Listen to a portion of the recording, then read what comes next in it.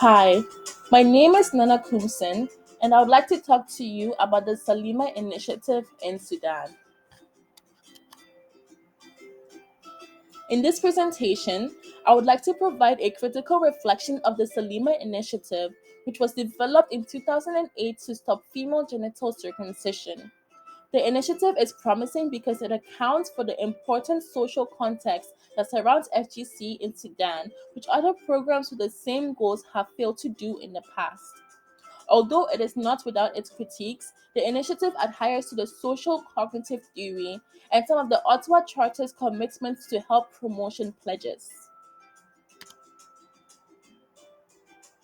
Female genital cutting, mutilation, or circumcision is defined by the World Health Organization as all procedures that partially or totally remove or injure female external genitalia for non medical reasons.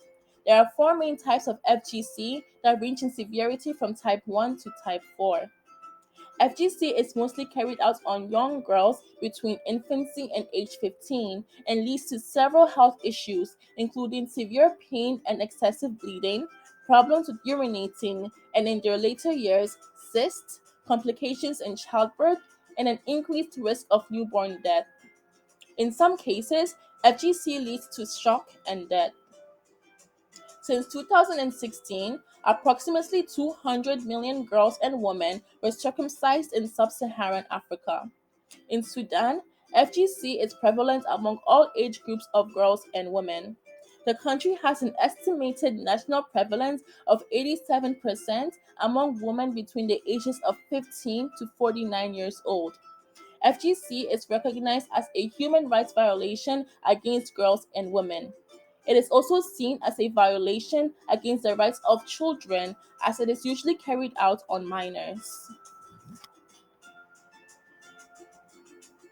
In order to understand the effectiveness or ineffectiveness of health promotion change technologies against FGC, it is important to understand the context that surrounds FGC and what motivates women in Sudan to engage in this harmful practice.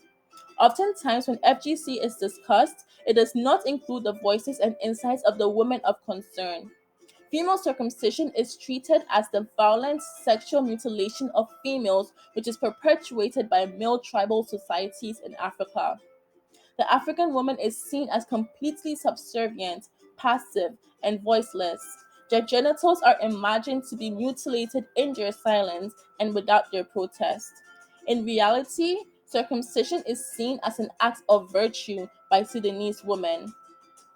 At this juncture, it is important to separate Western notions of self, morality, autonomy, and virtue from Sudanese ideologies. Janice Bodie, who is an anthropologist at the University of Toronto, explains that Western feminists opposed FGC because they grounded their assumptions in liberal notions of choice and free will that is embedded in Western notions of selves as pre-social and comprised of minds that transcend their social and historical context. On the other hand, to Sudanese women, morality and selfhood was not autonomous but social and embodied. As such, FGC is seen as a way for Sudanese mothers and grandmothers to create properly gendered moral persons with a morality that is tangible, eminently social, and embodied. Ethnographic accounts of the rituals surrounding FGC include descriptions of the body as a representation, a medium of social value, and a community. In fact, while its origins and social foundations are debated, many organizations such as UNICEF and the WHO view FGC as a social norm. Social norms are beliefs about how individuals in communities should behave and what most people in the community do. Thus, the act of FGC was a social norm, and undergoing FGC is seen to indicate a moral, virtuous, and pure girl. Several laws and initiatives have been created throughout Sudan's history to try and stop FGC.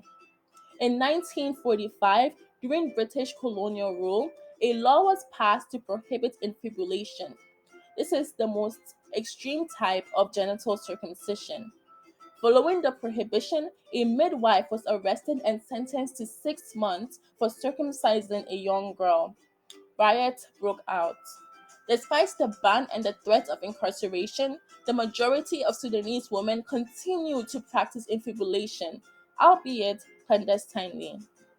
Since Sudan's independence, new plans have been formulated to stop female circumcision. However, despite strong anti circumcision campaigns, female circumcision persisted. The health belief model is a social and behavioral model that theorizes that people's beliefs about their risk for disease or health problems and their perceptions of the benefits of taking action to avoid negative health outcomes influences their readiness to take action.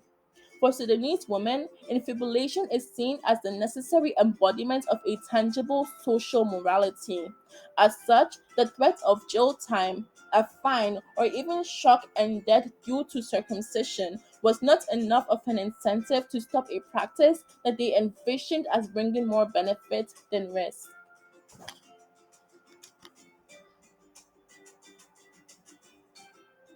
It is within the social context that the Saleema Initiative was created. The Saleema Initiative was launched in 2008 by the National Council of Child Welfare and UNICEF Sudan. The initiative supports the protection of girls from female circumcision through efforts to promote the collective abandonment of the practice at a community level. The word Salima means whole, healthy in body and mind, unharmed, intact, pristine, and untouched in a God given condition. The Salima Initiative aims to change the way that people talk about female genital circumcision by promoting wide usage of new positive terminology at a community level to describe the natural bodies of girls and women.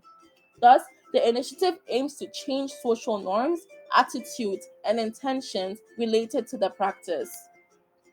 The initiative also aims to stimulate new discussions about female circumcision at both family and community levels regarding who talks to whom and the specific issues that are discussed. There are four main activities that constitute the Salima initiative. These include the Sufara Salima campaign, the Salima Colors campaign, community dialogue, and the Born Salima project. The campaigns include publicly pledging to abandon FGC and supporting the Salima initiative, wearing Salima colors as a sign of support, engaging in public dialogue on the existence of FGC and its role in society and the need for abandonment.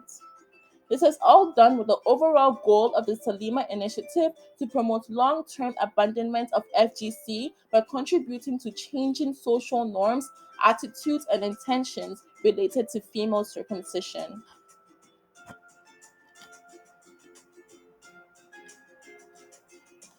At the beginning of this presentation, I spoke at length about the social and historical context that surrounds FGC. Such social context underscores the viability of the Salima initiative.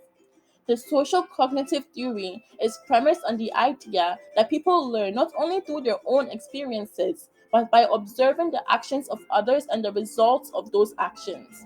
There is a key construct of the social cognitive theory known as reciprocal determinism that stipulates that an individual can be both an agent for and a responder to change.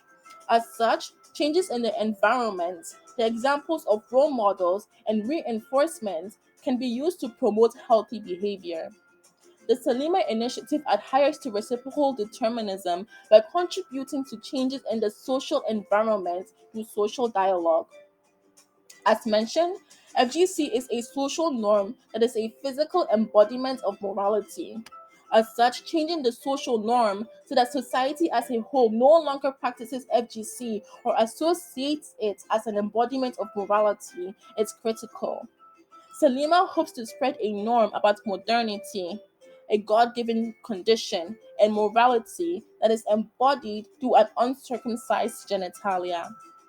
The initiative further adheres to reciprocal determinism by providing role models that show that uncut girls are socially acceptable. In addition to the social cognitive theory, Saleema follows the Ottawa Charter's commitment to health promotion pledges to counteract pressures towards unhealthy living conditions, accepts the community as an essential voice in matters of health, living conditions, and well being, and recognizes health and its maintenance as a social investment and a challenge.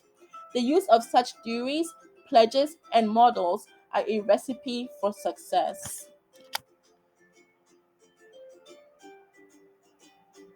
Theory and research suggest that the most effective behavior change interventions are use multiple strategies and aim to achieve multiple goals of awareness, information transmission, skill development, and supportive environment and policies. Thus, while focusing on changing social norms is a good step towards changing pro FGC ideals, it cannot be the only way. Other health promotion change technologies, such as mass communication and public policy, that take into account the social context of FGC in Sudan, must be created. In fact, as the stage of change model indicates, people are at different stages of readiness to adopt healthy behaviors. Moreover, the process of behavior change is not linear.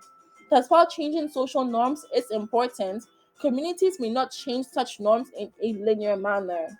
While Saleema encourages pledges to stop FGC and enforces the wearing of colorful shirts, there needs to be other initiatives and policies that support communities as they undergo contemplation, preparation, action, and maintenance in repeated and non-linear ways.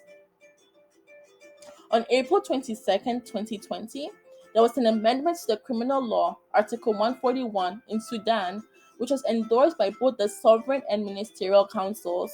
This amendment criminalized the act of FGC on any woman or girl and made it punishable by up to 3 years in prison and a fine. Such a law was inspired and supported by stakeholders in the Salima initiative.